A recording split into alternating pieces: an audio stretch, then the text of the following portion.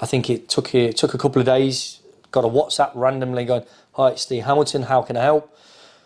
Exchanged a few messages back and went, "I tell you what, let's have a call." And this was at 11:15 at night. Okay. So we ended up having a conversation. I also told him about what I was looking to do in property. And I think 3 days later, he was like, "Right, I tell you what, you're going to come out with me for the day. We're going to go around in RV class. I'm going to go look at 6 or 7 of my sites. Just me and you. Meet me at West Brom at my box."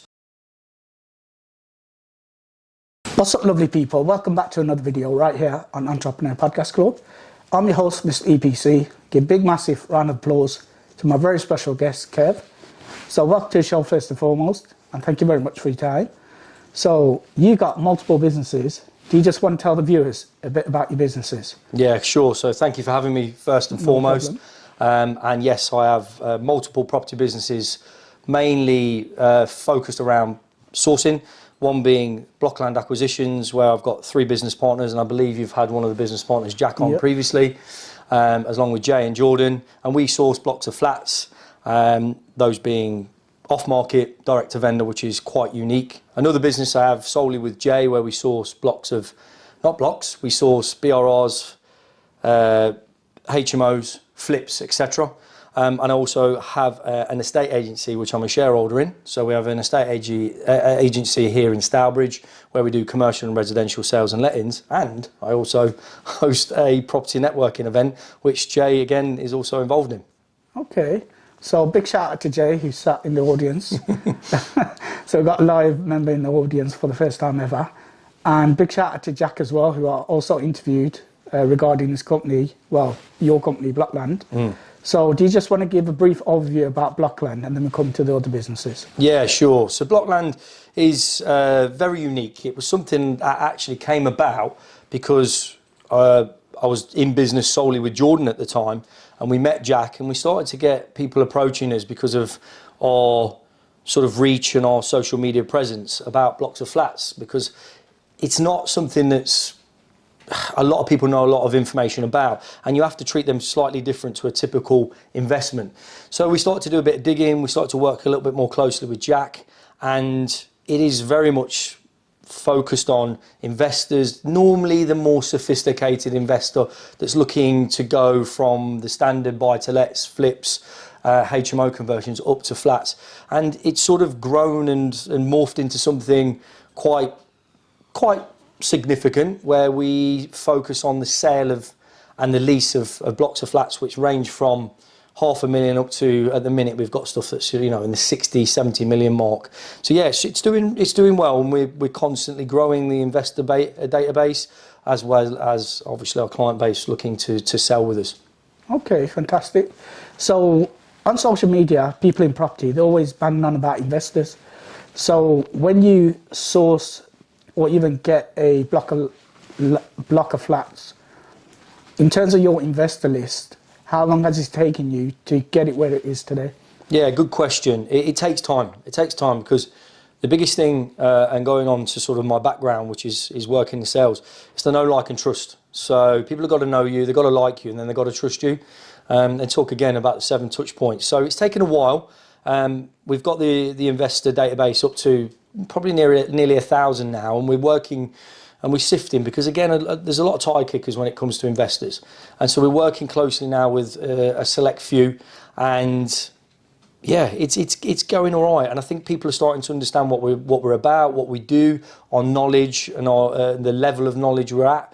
And yeah, I think we're doing okay. And only literally just before you turned up for the podcast, we're speaking with a vendor directly. We've had an investor put an offer forward, and hopefully we're about to arrange a viewing and get a deal concluded next week. Okay, fantastic. So let's move on to your other sourcing business that you got with Jay. How long have you had that for? So that's probably been about a year. I'd say it's been about a year, and that's going all right as well. We've sourced a few deals through that. I think the market is very stagnant at the moment. There's a lot of uncertainty. A lot of people are now worrying about the budget that's about to be released next week. So we've hit a bit of a sort of a curtail with that. But like anything, everything, as long as you stick at it, you'll get through it. Okay, fantastic. And in terms of the deals, How do you go about getting those deals come to your company as opposed to another sourcing company? Yeah, again, I think it's really working, and what we're trying to do now is work with the investors, understand their criteria, understand what they need, understand what their end goal is, and then we go out and we find a lot of stuff on market for those typical deals, because again, 95% of all properties will come to market through an estate agency. We know that, so why are we trying to look at the 5% and not focus on the 95%? So yeah, a lot of the times we'll deal with local agents, we'll build up a rapport, we build up a bit of credibility with them, and then the hopes are that will bring us deals before they even hit the market. Okay. So in terms of sourcing, everyone's always on about the sunshine and the rainbows. So is there a story where you could tell the viewers about one of the a negative sort of like story that you've experienced during your deal sourcing days? Yeah, I think, there's certain things, again, there's a lot of steps that you go through when you're sourcing something like a property or an asset that an investor's looking to buy. A recent one is we agreed a deal and the investor instructed a structural surveyor to go out, and the structural survey's come back and said it needs 5 to 6 figures spending on it just to get it structurally sound. And this is the big thing. A lot of people have this opinion of sourcing as though you're going to get some education, you're going to go out there, you're going to speak to agents, and all of a sudden overnight you're going to replace your income. And it's just not true. It's not that easy. Unfortunately, like I say, people do quite give a different perspective or image on it, and that's not the case. In that case we were talking about, we have now had to go back, renegotiate with the vendor and introduce another investor, but again, comes back to those relationships that you build with vendors as well as the investors. Okay, so let's go back to one of the points that you mentioned there about getting rich overnight in terms of deal sourcing. Is it actually that easy? No, it's not. It's not easy. And I think is the thing that you've got to think of, like anything. Let's say you start in any business, whether it's sourcing or something that completely unrelated to property. It takes time. It takes time and effort. And I think I alluded to it earlier on from another point. You've got to build up that know, like, and trust. People have got to get to know you, know what you're about, know what you can do, understand that you are actually someone that speaks with an authority and knowledge. And that doesn't happen overnight, unfortunately. So yeah, I'd say anybody looking to get into sourcing, do it as a part-time, build those relationships and those rapports with agents, investors, vendors, etc. And then you should be looking at about 6 to 12 month period before you start thinking it's going to replace your income. Okay, fantastic. So let's talk about a scenario. Let's say there's someone that's looking into deal sourcing. They're working 9 to 5, Monday to Friday. They've got a couple of kids where they're busy with. On the weekend, that consumes a lot of their time. So what advice could you give to them in terms of going into deal sourcing when they've got a very busy schedule? You're going to have to make sacrifices. It's plain, simple facts. Like anything, if you don't change it, then you can't expect it to change. So in a sense, what's the old adage say? What's the word I'm trying to think of? What's that saying? Anyway, I can't think of it. But basically, if you continue to do the same things and expect a different result, then it's insanity. Just that's what I was trying to think of. Ultimately, it comes down to if you've got to make sacrifices, like I do. I've got a family, I've got a young daughter, I've got an older son, I've got a mum that has mental health issues, and I'm an only son to her. I have to make sacrifices. I have to work on weekends. I have to work late at night. I have to not watch TV. Because ultimately, I have to make those sacrifices to get where I want to get to. Okay. Some really good advice there and good things that you said there as well, in terms of all the sacrifices that people don't actually see. Yeah, exactly. Because all they see is the happy days on social media, but they don't look at the, all the other stuff that people sacrifice. Absolutely. So let's talk about your third business, your letting agency. Yeah. How long have you had that for? So I've been involved in that about 2 years. Now, the biggest difference with that is you're a small fish in a very big pond. So I think locally to us, the sales and letting agencies, there's 50 plus. So for me, the reason why I got involved in that is I saw it as what I want to be able to do when we're dealing with investors, whether that's blocks, whether it's standard flips or buy-to-lets or rentals or whatever it might be, is offer them a whole package solution. So an investor can come to us and they can say, right, I need help with finance. Okay, I can give you someone that can help you finance. I need someone to help me do the project management, the refurb. Yep, don't worry, I've got you covered. And when it's done, I want someone to help me sell it, or I want someone to help me let it. No worries, I've got you covered because I've got a shareholding in a business, in an estate agent business. So it's getting there. We've just onboarded a £5.5 million portfolio landlord, which will really put us on the map locally. But again, it takes time. It takes time. Know, like, and trust. Yeah, absolutely. So in terms of the letting agency, how long did it take to get your very first customer? It didn't actually take too long, but then it took a lot longer in between getting them and actually getting another client. What I do a lot of for the estate agency is doing a lot of local networking. As you know, I run a property networking event local to me, but I also do a lot of business networking events.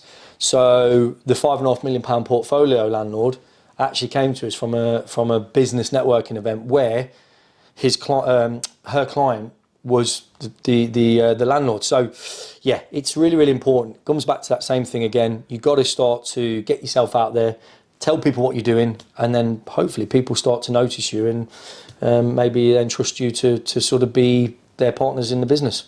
Okay, fantastic. And your final business is the networking events that you hold. Is it every month? Every month, yeah. Yeah. So how long have you been doing those events for? So we've just been coming up to 2 years. So Okay. becoming up to 2 years on that. Again, taking a lot of blood, sweat and tears to get that up. And we've actually just launched a multi-networking event, Christmas organisation, big Christmas do, with all six local events are coming together, and we're looking to get 200 of us in a room to celebrate Christmas and network. But yeah, it's really good. It's all about getting that credibility, being visible, showing people that I'm there, I'm serious, and also imparting some knowledge and bringing some great guest speakers in, which I think we have over the course of the last 2 years. Yeah. Okay, fantastic. So in terms of your business, you've had them for about average 2 years? Yes, plus? yeah. So what were you doing before you had your businesses? Yeah, good question. So before, I was actually worked in sales for 15 years. So I worked for one organisation for about 11 years, worked my way up from a sales advisor into an area sales manager to running a sales team, and then to running I think it was like a £4.5 million contract. So I did that, moved in, and that was in the lift industry. So I went then to a couple of other organisations like Otis, which is probably one of the biggest lift manufacturers in the world, and then actually went to work for my friend's business as a business development manager, which I was looking to actually buy into, and then COVID hit, and I actually got made redundant. Okay, so once you got made redundant and started your first business, how long did that take? Yeah, so literally from there, at that point, and I'll be honest, and I don't know if he's going to watch this, because I only spoke to him on the phone today. I actually had a massive argument with one of the owners of that business, who was a friend, where I threatened to shove the keys down his throat if he kept talking to me the way he was. And I decided at that point, you know what, I don't want to work for him anymore. I was financially in a fairly secure position. I'd sort of done a little bit with properties, done some service accommodation and whatnot, but wasn't enough to replace my income. So I actually started an energy consultancy business completely from scratch. Never ever done anything in that industry before. Yeah. From £0 got it up to 54,000 in the first year, and then unfortunately, because a lot of the energy and utilities are governed by Russia, because of the invasion of another country, that business went from 54,000 to zero in the next 12 months. Hence then when I started to focus more and more into property.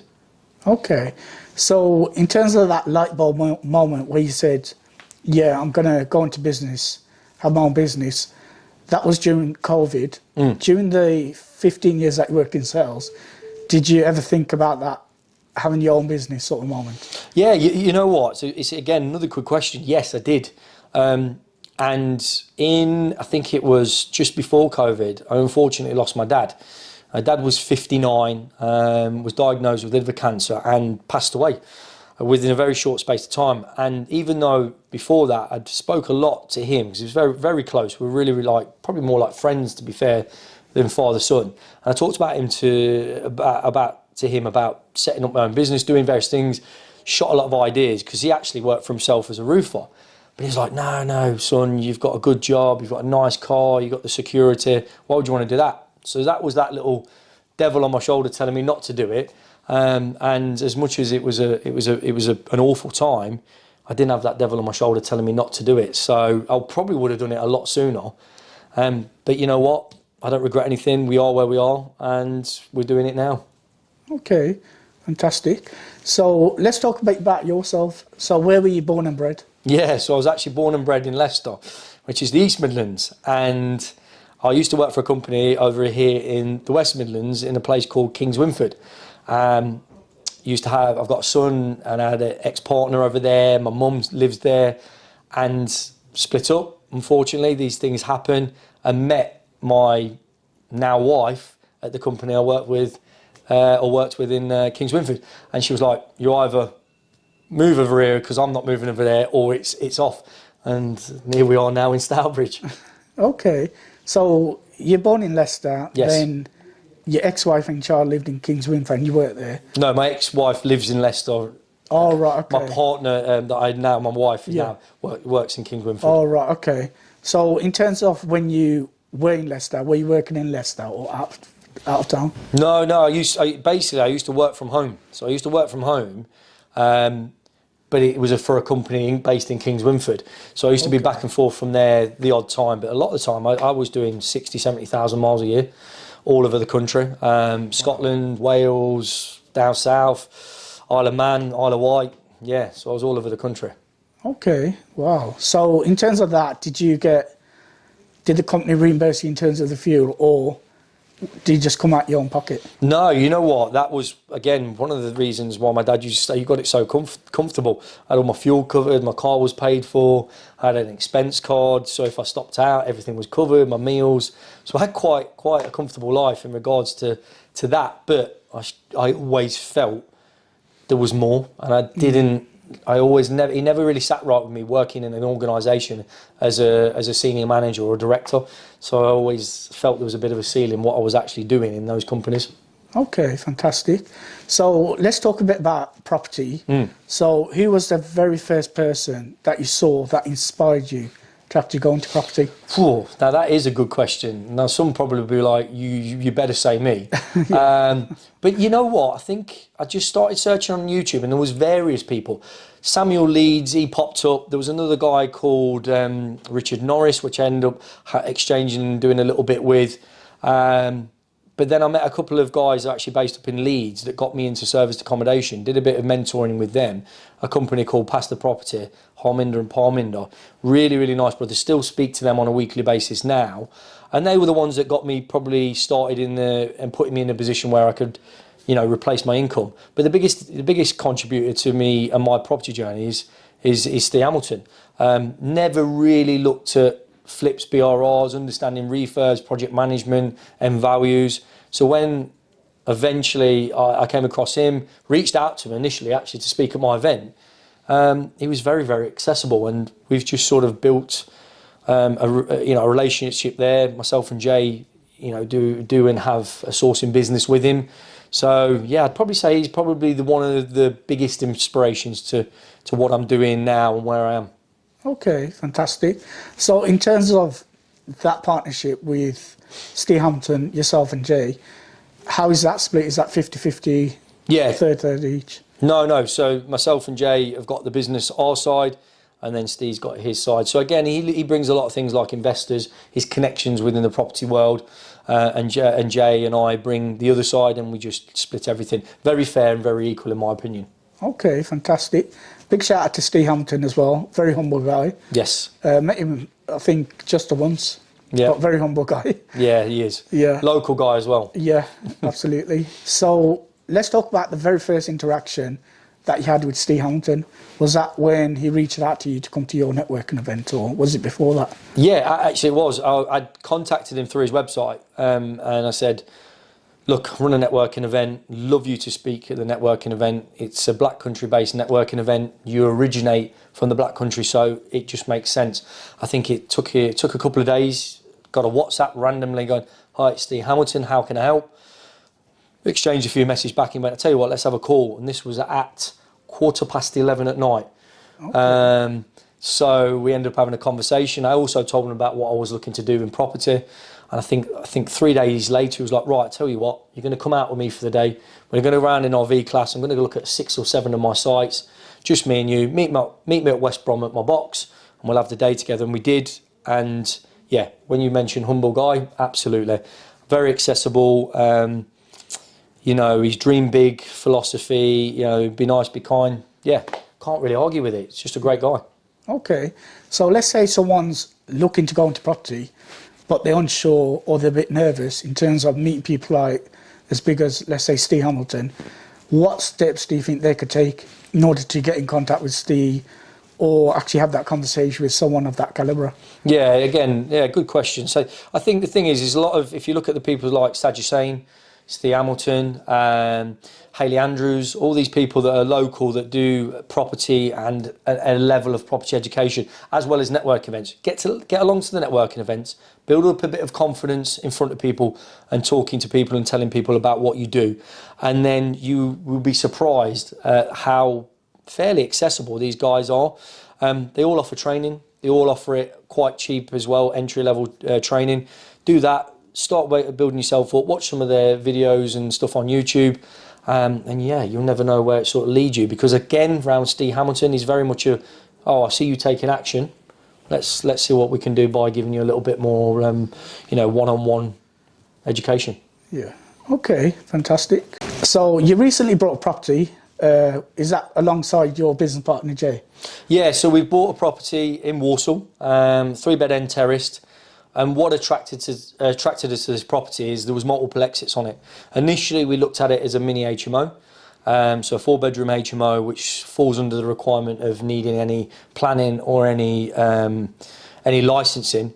But as we've gone through the process, the conveyancing process, now got the keys, which we collected about 2 or 3 weeks ago, we've made a shift in regards to actually just flipping it or doing a BRR. Now, what again, go back to why it attracted to us, it was multiple exits on it. So if we knew one didn't work, we could look at the other. And that's massively important when you're looking at an investment property, is to have multiple exits. And you've got to have a minimum of 2.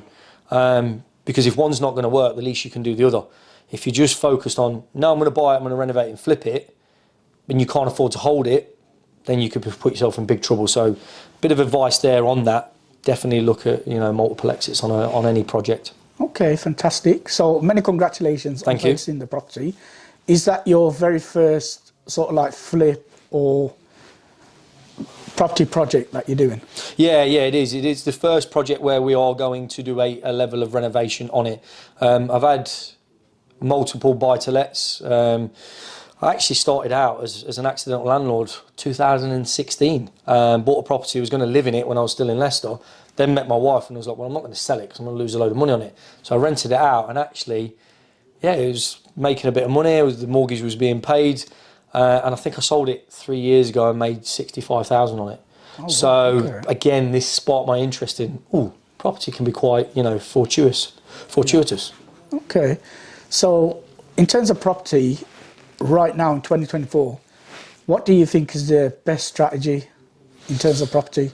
I think it really depends on how much you've got to get in, what your experience is like, and what's your long-term game. I think for me, I think flipping is always a great starter strategy.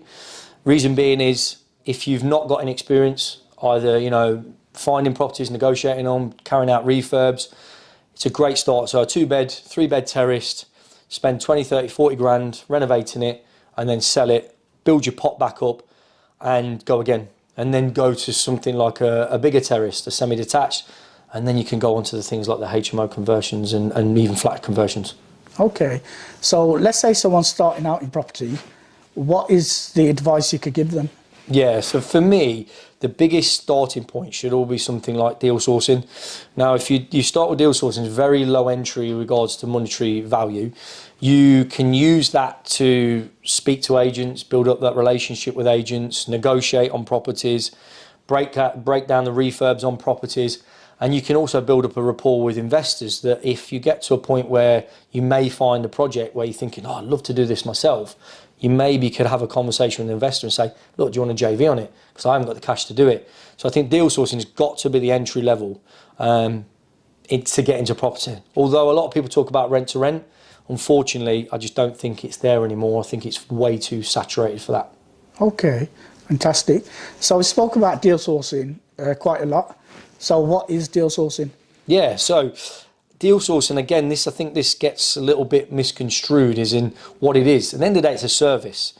So you're going to find an investor that's cash rich and time poor, and you're going to say to them, right, you haven't got the time to find a property, you haven't got the knowledge to understand if a property's good, and if you want the back end, you haven't got the skill set to actually carry out a renovation. So I will find the property, I'll negotiate the property, I'll secure it, and if you want me to, I'll do a renovation on it.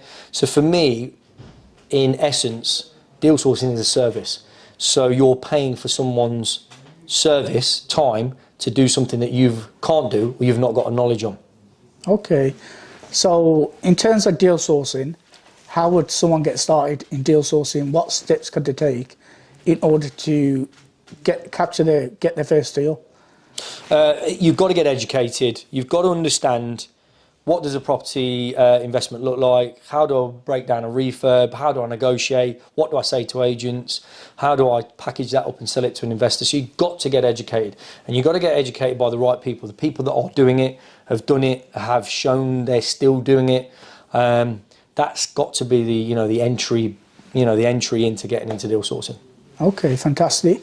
So in terms of the social media, there's a lot of people on there who claim to be property gurus and actually not. Yeah. So what are some of the signs of, them not being a guru? Yeah.